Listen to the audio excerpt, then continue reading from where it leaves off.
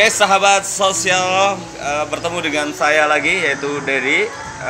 Pagi ini kami berada di Kabupaten Lombok Utara, tepatnya di Pemenang, di Pondok Pesantren Asy-Syafi'iyah. Dan bersama kami ada dua orang di sini yang gagah-gagah ini, Al Ustadz Al Mukarram, yaitu Kepala Madrasah Aliyah di Pondok Pesantren Asy-Syafi'iyah ini, dengan Kepala Bidang Linjamsos Dinas Sosial Provinsi Nusa Tenggara Barat. Mungkin Bapak-bapak Ustadz mungkin perlu disapa dulu sahabat sosial pada pagi hari ini. Silakan. Dari Ustadz dulu. Sahabat sosial yang baik-baik, pada pagi hari ini kita bisa bertemu dengan saya, nama Haji Hafizin ya. Kepala Madrasah Aliyah Asy-Syafi'iyah, menyampaikan ucapan Assalamualaikum warahmatullahi wabarakatuh. Waalaikumsalam warahmatullahi wabarakatuh. Bagi sahabat semua. Saya Sulaiman Jamsuri, Kabid Perlindungan dan Jaminan Sosial Dinas Sosial Provinsi Nusa Tenggara Barat. Assalamualaikum warahmatullahi wabarakatuh. Waalaikumsalam warahmatullahi wabarakatuh. Mungkin yang pertama ini dari kepala madrasah ini, mungkin pengalaman terkait dengan kejadian gempa bumi di Kabupaten Lombok Utara. Posisinya Bapak pada saat itu di mana dan bagaimana keadaannya gitu. Mungkin perlu sahabat sosial tahu juga gitu loh. Alhamdulillah, pada waktu itu saya sendiri berada di masjid sedang berdoa selesai sholat isya. Begitu gempa bersuara dan gerakan ada, saya bangun dan melihat jamaah makmum yang di belakang habis keluar melewati pintu mana saja yang cepat, yang bisa. Namun saya waktu itu berdiri diam saja melihat, tidak berani melangkah karena mendengarkan suara kaca-kaca berserakan. Begitu juga tembok masjid berjatuhan. Saya tetap di dalam, tambah lagi listrik juga mati. Maka saya dengan sendiri tetap di dalam, teman-teman sudah di luar. Gerakan masih tetap ada, goyang-goyangan, tapi tidak terlalu besar. Maka baru saya melihat kelihatan pintu di sebelah timur. Saya berjalan-jalan keluar. Begitu saya sampai di luar, di samping masjid itu ada rumah besar, berguguran seluruh genteng dan tembok-temboknya. Juga lagi saya naik masjid itu, karena di halaman masjid itu tempat berjatuhannya rumah-rumah itu. Ya. Pada saat itu ya, luar biasa pengalaman yang memang kondisi sangat mencekam.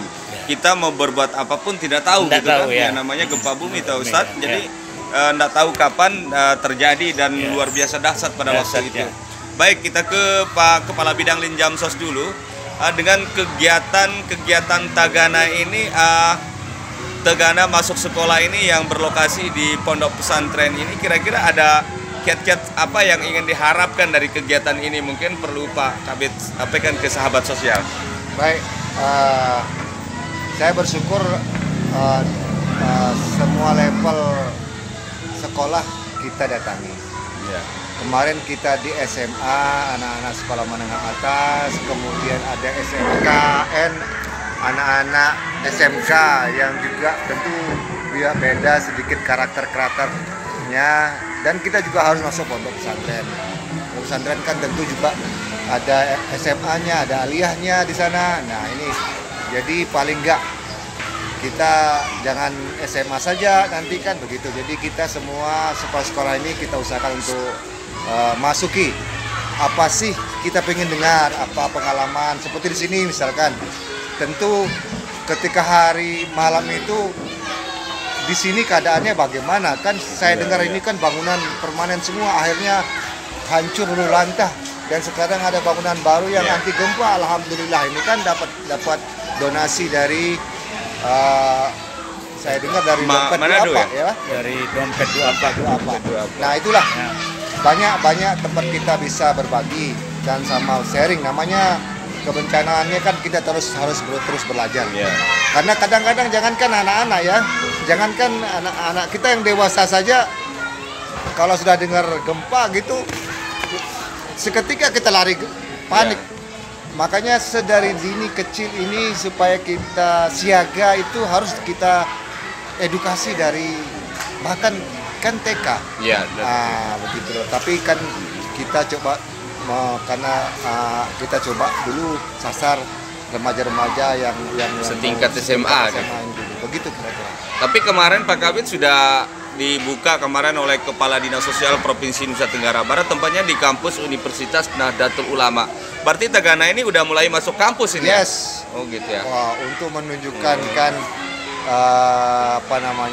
Tagana juga mempunyai kompetensi yang tidak kalah tentang mitigasi bencana, kebencanaan lah.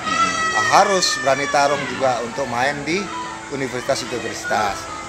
Termasuk nanti ya mungkin kalau sudah di Universitas Sumbawa sudah, Universitas UNU sudah, ya tinggal Undram, UIN, silakan nanti kan tinggal dijadwalkan. Saya pikir anak-anak kampus juga akan welcome dengan kegiatan-kegiatan Wah, kita. luar biasa Pak Kabid. Ini tantangan nih buat teman-teman Tagana ini yang ada di Provinsi Nusa Tenggara Barat ini. Ini pas habis SMA, setelah SMA, nanti udah mulai loh Tagana masuk kampus, ini luar biasa. Baik, kita kembali ke Pak Ustadz ini, Kepala Madrasah. Nah, ini terkait dengan apa yang dikatakan oleh Pak Kabid tadi tentang bangunan fisik. Bagaimana kondisi saat itu di sini, Pak? Mohon dijelaskan, Pak. Pada waktu itu begitu gerakan bumi yang begitu gencar, maka terjadi ini ambruk yang sebelah ini. Ambruk semua. Ini ambruk semua dia. Kebetulan di tempat ini ada kantor-kantor, maka semua yang ada di kantor itu ada yang hancur, ada yang hilang, ada semua. Ya. Dan pada pagi hari orang-orang masih belum berani keluar. Karena semua jamaah yang ada di kampung-kampung, di tempat-tempat yang agak ramai, lari ke sawah semua. Lari ke sawah, mumpung pada waktu itu sawah-sawah juga masih tidak ada tanaman. Jadi mereka langsung datang ke sawah dan mereka duduk berbicara, mungkin tidak ada yang tidur pada malam itu. Semua masyarakat, semua jamaah tidak ada di rumahnya. Dan pasca itu juga, pas saya potong kan ada warning juga dari BMKG waktu itu kan kalau ada potensi tsunami kan. Jadi mungkin itu juga udah nyampe ke masyarakat dan para jamaah di sini kira. Apakah di sini juga sama gitu tentang warning tsunami itu waktu itu? Sama. Oh, sama ya. Sama, sampai banyak yang naik ke gunung-gunung. Naik ke gunung-gunung ya. Naik ke gunung yang begitu membayangkan tsunami, karena pernah melihat tsunami di Aceh itu. Iya. Itu sudah nggak ada orang bisa tahan lah, apalagi ini lembah kan. Lembah laut itu mudah sekali dia. Tapi ada yang naik ke timur, ada yang naik ke barat, cuma sebagian yang tinggal di sawah-sawah. Ya, memang letak ini, sahabat sosial, letak pondok pesantren ini memang dikelilingi sama gunung-gunung ini. Ya. Di sebelah utara, selatan, barat, timur ini dikelilingi oleh gunung. Memang semua daerah juga gitu kan pasti punya ciri khas masing-masing dari segi konstruksi bangunan rumahnya pun sendiri punya. Dan zaman dulu memang kayak di tempat saya ini Pak Kabid, Pak Ustadz, di Sumba juga sudah konstruksinya memang secara kearifan lokal itu ada khasnya dan itu tahan gempa. Cuman dengan sudah modern ini kan ala-ala modern, bangunan fisik tidak melihat lagi bagaimana pondasi yang harus kuat dan kokoh lebih dulu kan. Ya seperti itu. Nah, jadi ini pengalaman Pak Kabid ini tentang kebencanaan gini. Pada saat itu berada posisi di mana Pak Kabid? Di Islamic Center. Islamic Center. Oh, belum di sosial ya? Belum. Oh iya. Tapi saya ikut beberapa, kan saya enggak mau tinggal diam di Islamic Center. Jadi saya juga minta dana, di BPBD. Ya, saya minta. Berarti agak belum begitu terkenal sosialnya dulu ya. Tagananya belum dikenal gitu. Oh iya. BPBD ya. Ikut berbagi-bagi ke membagikah ke masyarakat sini gitu loh. Ikut membantulah masyarakat. Oh, karena pernah membawa bantuan ke sini. Karena kalau kita enggak berbuat apa-apa kata gempa Lombok itu seperti kita ada di mana gitu loh. Iya.